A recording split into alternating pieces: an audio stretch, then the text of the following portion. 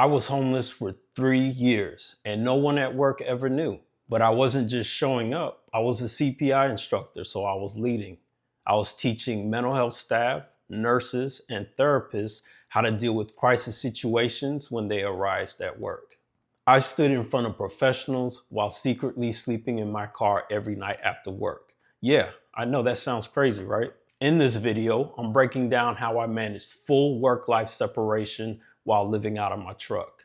And I'm just gonna walk you through how I kept it together mentally, emotionally, and physically without anyone at work ever knowing. Every single morning, I had to switch from survival mode to leader mode. There was no space in between to fall apart. People ask me all the time, what is work-life separation? For me, it was building a mental wall between my breakdown and my delivery.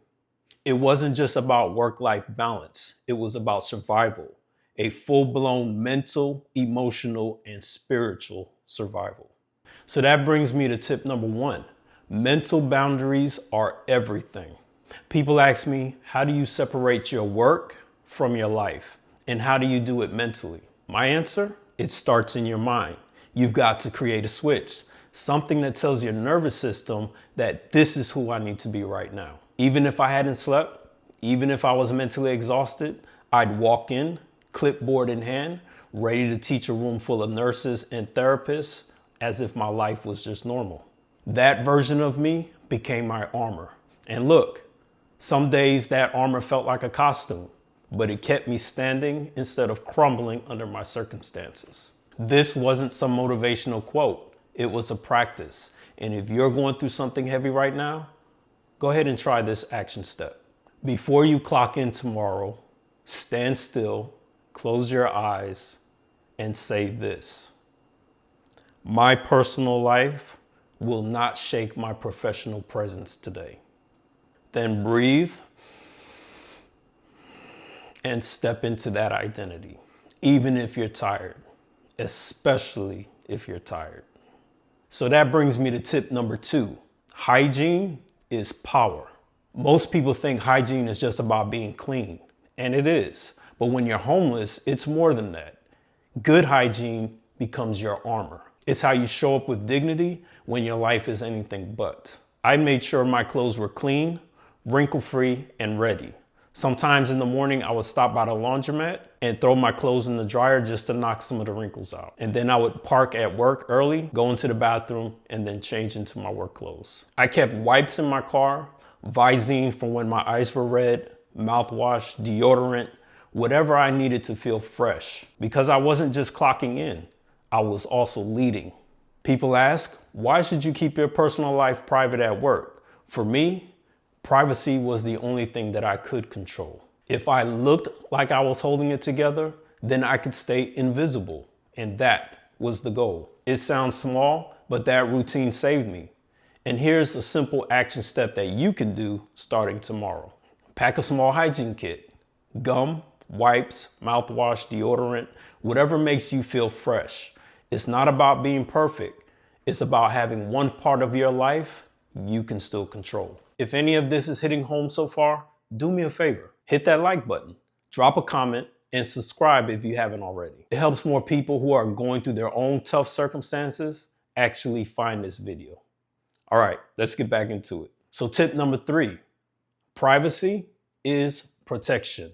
People ask me, should you share your private life at work?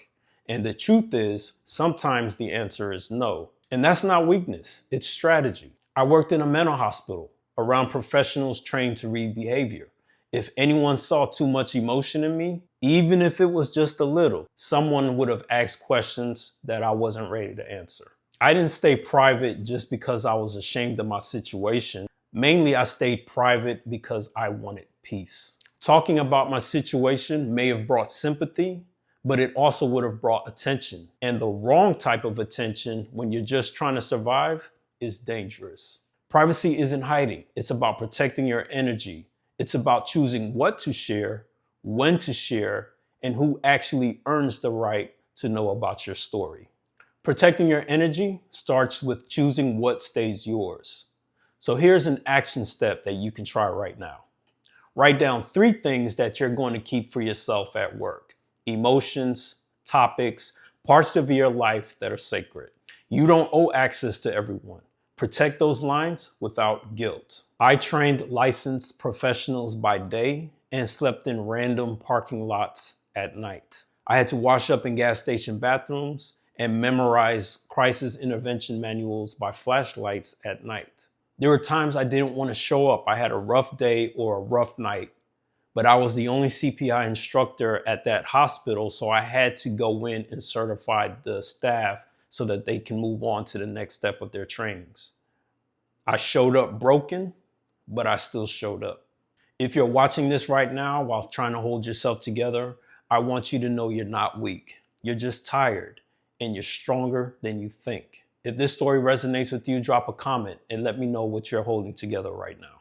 If you got any value from this, please like this video and share it with someone who needs it. Also, make sure you subscribe for more content just like this.